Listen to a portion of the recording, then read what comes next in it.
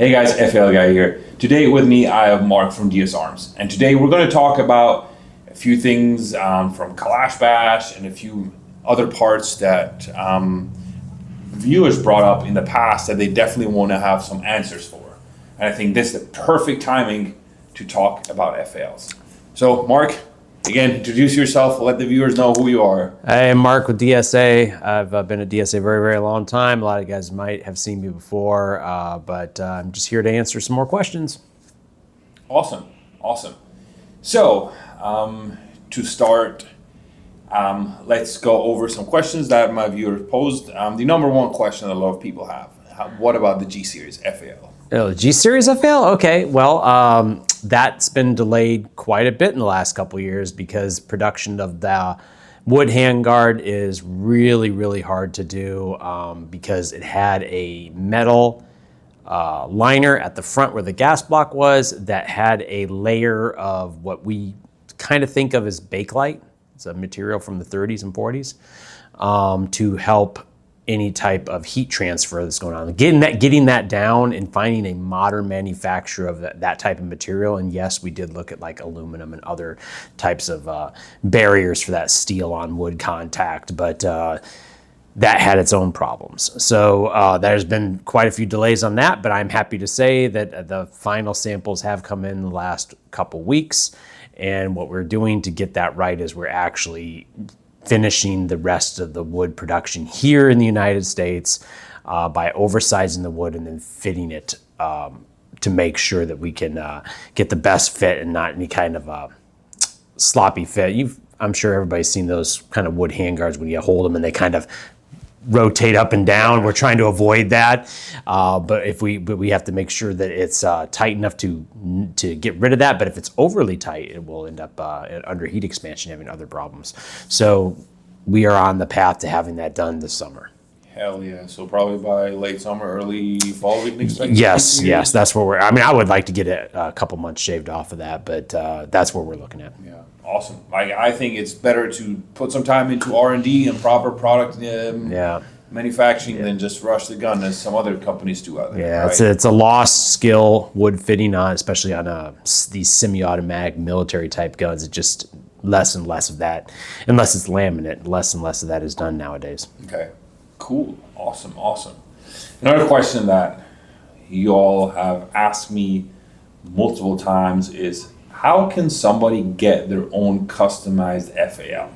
Because a lot of you all are saying like, hey, I can go on the website from DSArms and I just see these 10 or 15 products in stock, and can I get my own customized FAL? Do you want to talk about that a little bit? Yeah, so if you see something in stock on the website, there's a good chance they can do some changes to what you're seeing in stock. Whether it comes to grips or levers or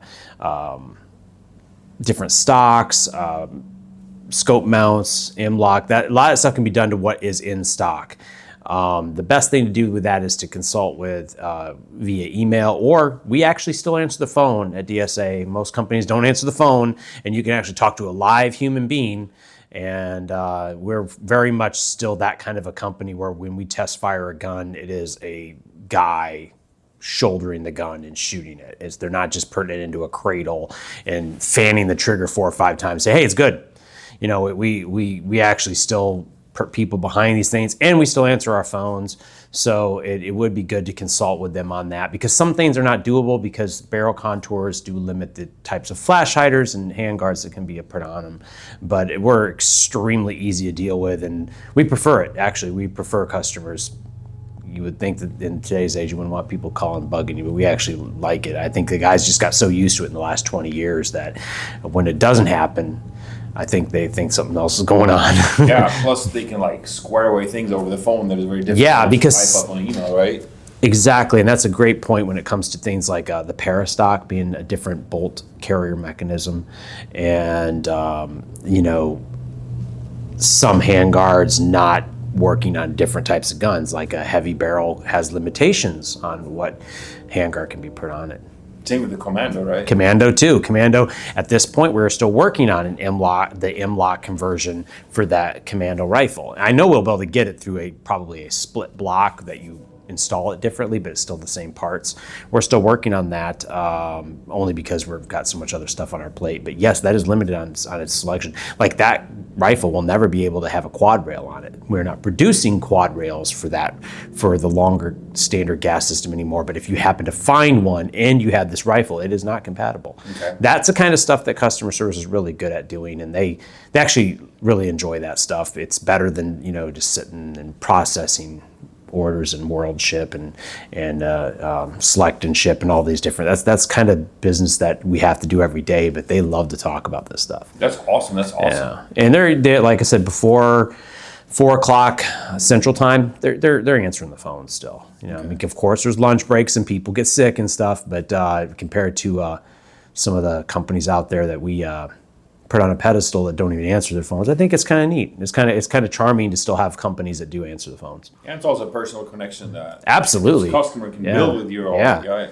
And I mean, I go to these events like we're here at Kalashbash right now. I go to these events and I hear, I talked to Robert on the phone or Mike on the phone. They know these people on a name basis, which is great.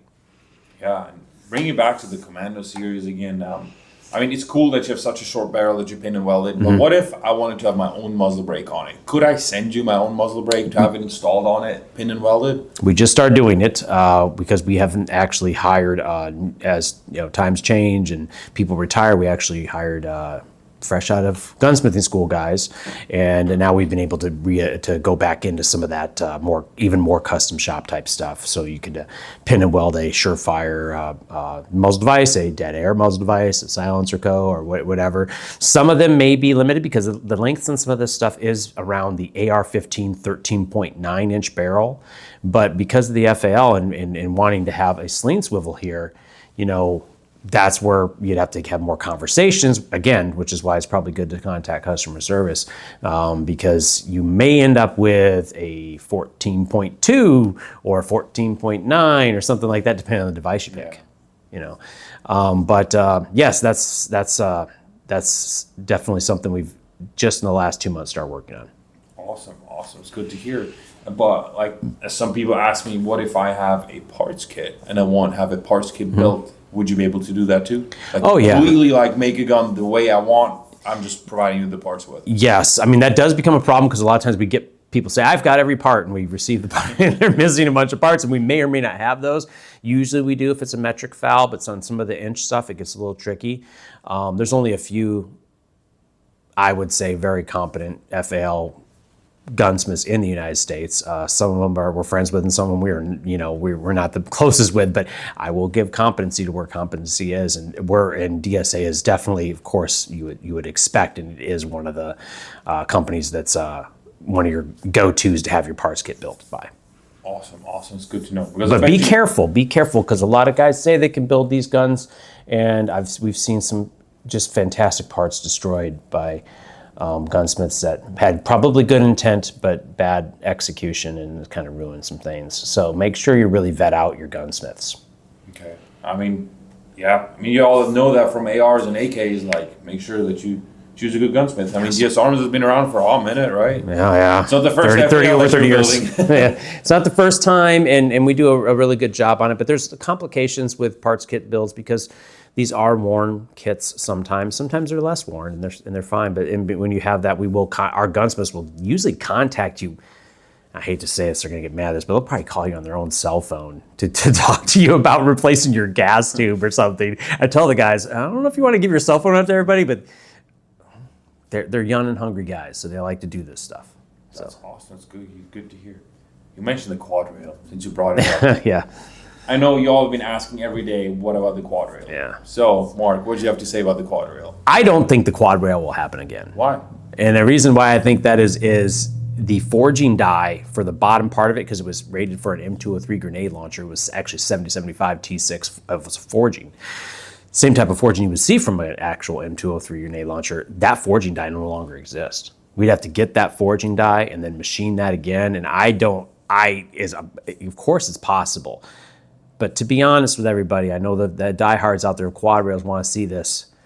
the vast majority of people do want the M-lock, so it's very hard for us on a business decision, a manufacturing decision, to say, "Hey, stop the presses here, and let's go make something that yes, these guys want it."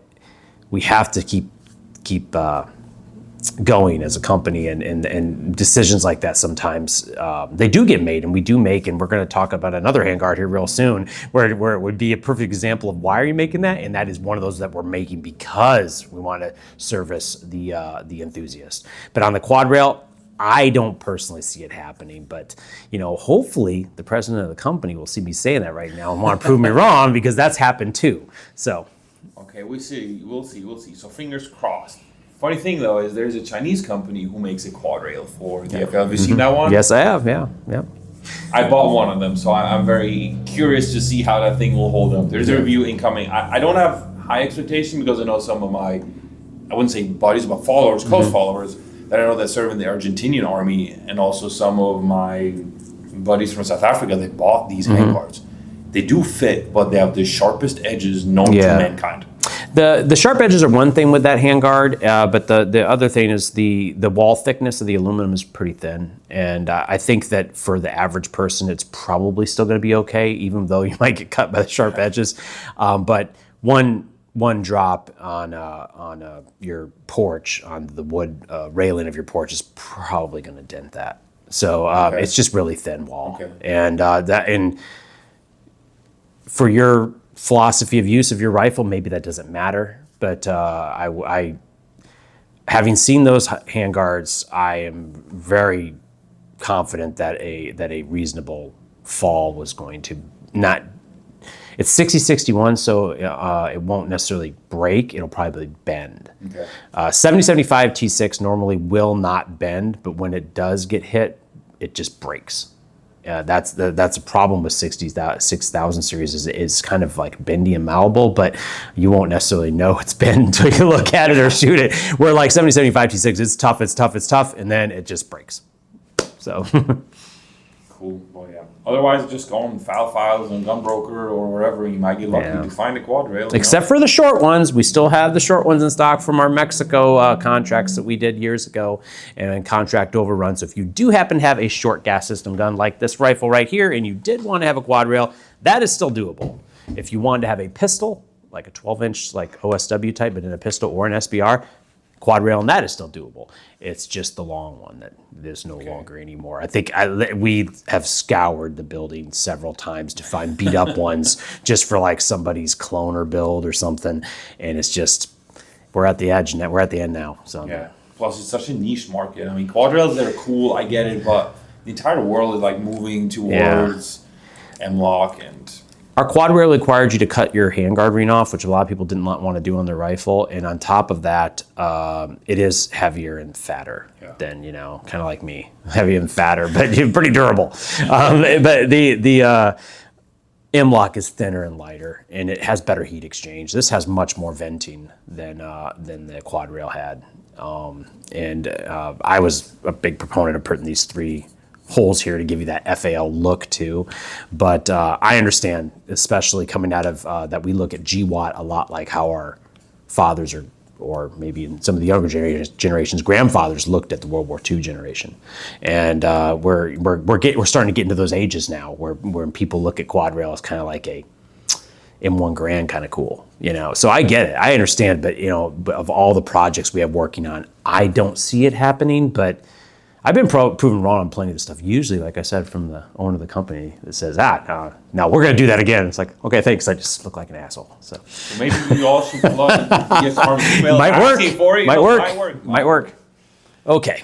Well, yeah, you mentioned another handguard before that. You were doing this is going to be exciting for a lot of people, especially if you are into clonies. We are actually working on the non-Bipod Cut Handguard. We will have a heck of a time ever making our money back on that product when it comes to tooling, but it's just we're running into not having the handguard. We're running into so many models we want to do where we need that handguard. A lot of 60s era stuff, some of the G series that had the polymer non-Bipod Cut handguard builds off of militaries in Africa. They use a lot of those handguards, and we ran into the wall too many times where like we just need this handguard, even if it's not going to be profitable for us. So this handguard, I know there's been some guys who have tried to 3D print these handguards, and they've done it. But this will be made out of the proper glass-filled nylon polymer with metal inserts at the front, and they are different metal inserts than we use on our current polymer handguards because the shape is different because there's no bipod for it to fold into. Okay. So yes, that is happening. That tooling has started. That tooling will take a while because tooling does take a long time. Nowadays, there's less tool makers. And good tip for somebody wanting to go into a new trade. There is not enough tool makers in the United States nowadays, particularly on molds for plastic, to service a lot of these companies like us that just want to have stuff done. Like, yeah, we'll do it for you. It's 15 months or whatever. And we're running into that issue a lot in the last 5 years. Okay, cool. So do you have a timeline you want to disclose, or you don't? It will definitely be next year. Okay. But, build your stuff, get your clone going, put the current handguards on when the new handguards come out, the non-bipod cut, then throw those on. Yeah, I think that's super exciting news. Like I couldn't believe it too when I heard He had a lot to do with it. The amount of pressure and annoyance of our friend here, and then also the owner of the company being such a huge FAL enthusiast and proponent, and running into him trying to want to. We should recreate this rifle. It's like, can't. We don't have that handguard. And there was a lot of those outside that pressures that had more to do with loving the gun than it had to do with making any kind of money. We're not going to make any money on the handguard. Not a good. Maybe you can flood the market with it. Maybe there's a zillion people out there that want to have that. It's one of those decisions I think every company has to make sometimes, where you just make something it doesn't make sense to, but you're doing it because it's the right thing to do. And that handguard is a perfect example of that. So. No, I agree. And for all those who want to clone the South African or decent firearms, now you got finally a chance to get the right handguard. Also, if you have a inbell kit, a lot of those inbell kits, they all came with non-bipod cut handguards, but all the barrels they came with bipod cut handguards, but all the barrels are non-bipod cut. It's annoying to see. Like my own personal FAL that I gave to my sons, and they share it. They go out the range and shoot because they're all, they're late teens, early 20s now. It's like the family FAL. That is an inbell kit build, and it has non-bipod cut handguards. It has non-bipod cut barrel with bipod cut handguards, and every time I see it, I'm like, no, they don't look right. Yeah. So it looks off, right? Yeah, it's nice to have us take on a project like that. It kind of reminds me of that Samson stock for the Mini 14, the side folding one, where it was like, does it make sense? No. Is it cool? Yeah. So kind of need to have right, the market, right? Right. So yeah, it's one of those kind of things. Awesome. So yeah, at least something exciting, right, for this year or next year. Yeah. Well, yeah. Well, the other thing that we're currently at is obviously Kalashbash. Mm-hmm. So we got here yesterday. We set up, and today was the first day of Kalashbash. What do you think, Mark? How was it? If you have a chance to ever come to this, I will say that without a doubt, this is the best competition I've seen, where if you have no experience in competition, the people around you are just crazy supportive about that. If you are ever been curious about competing with a rifle that you love, or you want, or maybe you want to learn to love, this is a great event for that. And that's the thing I like. And why does that matter to me as a vendor here, not on the competition line? Because the vibe is just better of the place. Yeah. The vibe of the people here, and the shooters, and the vendors, and the management of the show is just better. And I think it's not like, we all know, if we've ever went to, like, say, trap shooting or competition pistol shooting, there is a level of non-acceptance until you're accepted. Yeah. Here, it's like they accept you right from the get-go. Yeah, and if you wear a freaky or weird costume, they're going to love you for that, and you might as well win a prize for it, It's a win-win, right? Yeah, it's a cosplay event, that's for sure. You don't have to cosplay, but a lot of people really, that's how, that actually shows the comfortability of it. Even if you don't want to cosplay, that you can, this would never exist in some of the more traditional shotgun and handgun sports. You would be laughed out. You would be it'd be like cringe or whatever. They'd think you were some kind of a, weirdo. Where, like, here, you don't have to do it, and not everybody does it. But, like, that you can do that here speaks a lot to how this event is and its comfortability with being in your own skin. Yeah. So No, I agree. Plus, Yeah. what I like, at least what I can see from today is there's so many like people that are really into firearms. They understand firearms. Mm-hmm. They're not just like the regular FUT that goes to an NRA show. They just it's true. sits on his mobility scooter, drives around, grabs a catalog, throws it in his basket, Yep. and keeps on going. Or just like, is this another AR, right? Right. You Yeah. have people here that be like, oh, this is an FAL, and they pick up whatever short Mm-hmm. FAL, OSW, or the Rhodesian themed one, and be like, cool, like they know the story behind it, which makes it more interesting, at least for us, I would say, right, to engage with them, right? Yeah. They want to know, or they don't know and they want to know, and it's just a lot different engagement. Like there's a mainstream gun culture community or whatever term we want to put it, and then there's like a middle of the road, and then there's niche stuff. And what you see here is a lot of middle of the road people wanting to learn about niche, Yeah. not like mainstream wanting to not learn about anything, or maybe mainstream learning in the middle of the road. This is kind of like you're starting at that middle of the road gun knowledge part, and you're like going into the niches. And it's a great event for that, of all ages. Honestly, you see older people, younger people. It really, demographic on age is pretty vast. Where you had mentioned some of the more traditional shows where you do see a lot of the FUDs, and there is a different age demographic that's largely in charge of that whole thing. And you'll see that you also see that in competition, particularly with a lot of the shotgun competitions, is you do see age demographics that really kind of take up the majority of what that sport is. And that's, I've seen, I'll be honest with you, I've been shocked with some of the people who are like, yeah, I just shot a match. And I look at the person like, I am really impressed. I'm really impressed that you shot the match. It's like, you go get him, man. So Yeah. Plus, I mean, I hate to say it, but there's some really cool AKs out there. yeah, Like, yeah. holy no. smokes, they're like Oh. some nicely kitted out AKs. And I mean, I'm no big AK fan, but seeing some of these, like, want me to buy So my first AK. I went to Lethal Weapons, which is another event held by the same management that does this, that does Kalashbash, and the guy who won the 5.56 traditional in that match, ARs dominated, of course, because they load fast, they have low recoil. Guy who won it with a 5.50 SIG. And there was a guy I saw at the last Kalashbash. He was running this with a Valmet 62, the expensive $8,000 Valmet, because I guess it's like, want to live the experience, might as well just do it, Can't take it with you, right?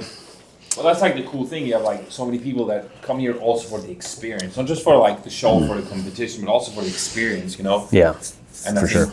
that is, as you said before, people are comfortable at this event. They're really comfortable. Yeah, I mean, I remember at the last Lethal Weapons, there was a guy who never shot any competition ever. Like, I could tell he never even shot against his friends. I bet you I could hit that better than you can. He never done anything. He finished last place. He timed out several times, but he timed out less and less as the day went on. Yeah. And he had fun, and everybody surrounded him to help him. And by the time I saw him that night at the the fire pit award ceremony, he was like sheltered guy, really didn't know if he was comfortable here, and he was in with a big group of friends by the end of that night. It was great. So That's awesome. That's awesome. I think like events like these are so important for yeah, they us, really right? are. They are, because we're not. It's a culture, community, whatever term we want to put on it, that is not going to be accepted a lot of times by different, not only political, but also this is a largely one gender side of hobby, and there's people that they fit in with this type of lifestyle, but maybe they're surrounded by people where they don't accept that lifestyle. But here they do. Yeah. So So people are going to ask, why are we at Kalashbash? What are we doing? well, it wasn't easy. I tried a couple times to get in Kalashbash, and it was literally only for AKs. And but after years of asking a couple years in a row, and then Lethal Weapons coming around, which was an 70s, 80s theme gun based type of thing like Kalashbash, they opened it for other companies to be here. And the main reason why the FAL was in here is because Jeff Cooper had this saying. He was a writer back in the 70s, 80s. He created IDPA, I believe, and the Bren 10 pistol and stuff like that. He had this saying where if the AK was for the masses, the FAL was for the classes. So what you had is, this is the antithesis of the AK. So in a way, it does kind of deserve to be here, because if you are an AK enthusiast and like to know the military history of the countries or the different conflicts that the AK was used in for good and bad or whatever, usually the other rifle you would see in those areas of operation was the FAL or the G3. Both of those guns are at this event. So yeah, that's true. PTR is here too. Yep. The G3s, right? Yep, and Century also is selling some G3 types as well. So they're like kit builds, but they're great value. And here's the thing. I've worked here for 20 years. I love battle. I love the FAL, but I really love battle rifles. I love 7.62-51 NATO rifles. I believe in the round. I believe in the capabilities of the round. I also know the downsides of the round and the advantage of the round and all that stuff. So I actually, as long as the gun runs, lasts a long time, and you can hit things with it, I normally support almost all battle rifles. And I've owned almost every one of them for that reason, because I just like that that rifle theory of that type of caliber and that type of deployment you would use with something that holds a lot of ammo, but not as much as like a 5.56 or something. Yeah. So, interesting side story though is my uncle who fought in Rhodesia. His favorite weapon was the AK, which he also carried in Angola when he was a 3-2 battalion. Yep. And not because the FAL was a bad rifle, not at all, but the AK just had a different appeal to him. And it's really interesting just to, when I talked to him about that, why he chose the AK over the FAL. I mean, they have an abundance of FALs back then. He said that just the AK was just something different. And plus had 30 rounds, which is a big plus. Downside was that the 7.62 by 51 had a better stopping power. Yeah, it does. And they could penetrate a dark target better than with the AK. But that's a risk he accepted by carrying 10 extra rounds. Yeah, I mean, that's a great conversation in itself, is the lethality of these rounds. And the 7.62, NATO, it does absolutely stop things better. But you carry less ammo, guns are heavier, and for a depending on the stature of the shooter, it might be too much recoil and too much gun for them. So and then some people, the way that they want to do defense or combat, the 30-round Kalashnikov might fit their mentality better than the other ones. So it's not just about physical strength and being able to carry a bunch of ammo or less ammo or a more powerful round or something. There's how you are going to deploy it, and I absolutely would never shame somebody for picking 5.45 or 5.56 or 7.62 39. I happen to believe in the merits of the 7.62 NATO, but I completely understand that people could destroy my thoughts on that too, though, with their talking points. Absolutely. But it just shows you, again, there's a reason for us to be there. As he said, history. AK and FALs are always you don't. I said this speech at the award ceremony. We gave away the top prize, the lethal weapons, and I said when they wanted me to say a few words, and I was like, well, I know you all love guns, so I told the crowd, because you'd have to be to bring these kind of guns out to compete with, because to be honest with you, getting some JP Enterprises AR-15, you would have mopped the floor with everybody, So you don't run Kalashnikovs and FALs and G3s and stuff like that unless you are interested in history and a different type of cool factor, I guess, or whatever, because you could still use these now in areas of operation, but I don't think you would a lot of times if you had like some of the more modern options. It does become more of a debate, I think, for the 7.62 NATO, because there are less options. Most of the 7.62 NATO options are based around DMR sniper type of semi-autos, and not necessarily a field shoulder fired, carry it around with you all day, do regular infantry or combat type maneuvers rifle, because most 7.62 NATO rifles that some people may call battle rifles are made now, they're more on the DMR side and less on the actual rifle carbine type of side. Yeah, I agree. However, I mean, history still shows us that the FAL is a viable battle rifle, so to speak. Yep. We can look at the Brazilian army and police who use them, South African army and police use them, the Kruger Park Rangers. Yeah, you got to run what you got to use what you got sometimes, Yeah. you know. And I would argue though with the 7.62 NATO is you actually have less options to run because most of them are largely based off target rifles and DMR type rifles. So like with the, it is more of a debate, I think, when you talk about like FALs, G3, M14, Quadrails and stuff like that, because of the lack of ingenuity and innovation that's happened on 7.62 NATO because of the 5.56 being such a huge powerhouse, there's been less development of those. Where like if you start run like an older 5.56 or an older 7.62 39, there is a much more of a debate. It's like, yeah, you're kind of running outdated stuff. Yeah. But if you're running it because you just want to, like, you like it, who cares, you know? See, that's what the people say Kalashbash too. That's why they run whatever they want. Yeah. Because who cares at the end of the day? Right, who cares? Well, yeah. Do you have anything else you think that viewers should know about the run of Kalashbash? Anything that stood out?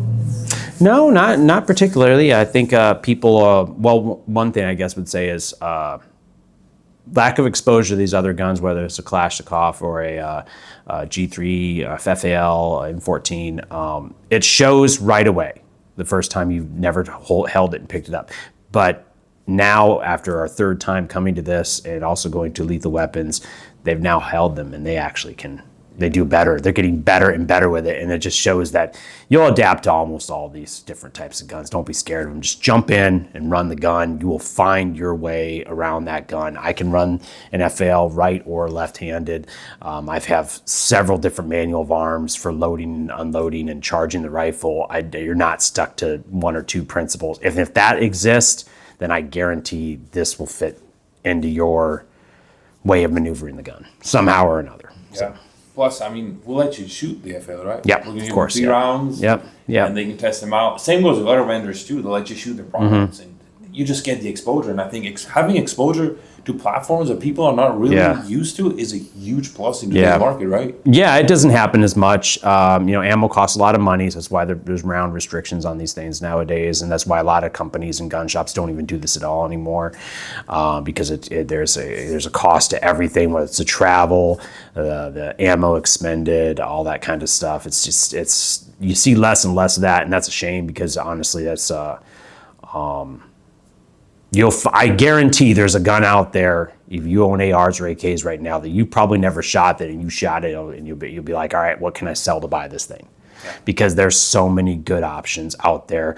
And again, a lot of those options probably are older guns because everything has steered to 5.56 AR base in the last 20 years. And that's great. It's a great gun. You can run it all day, and it's probably going to excel over every other gun most of the time too.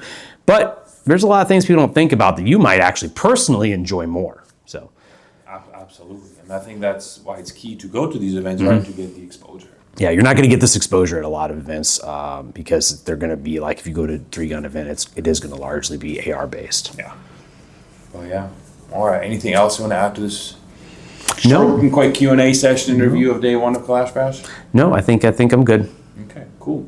Well, thanks guys for watching this video. I got my social media, my Instagram, Twitter, link below. Same with DSArms. Give us a like, comment, subscribe, follow us, and let us know what you think about what is important, whether attending events or, I don't know, buying just a product online.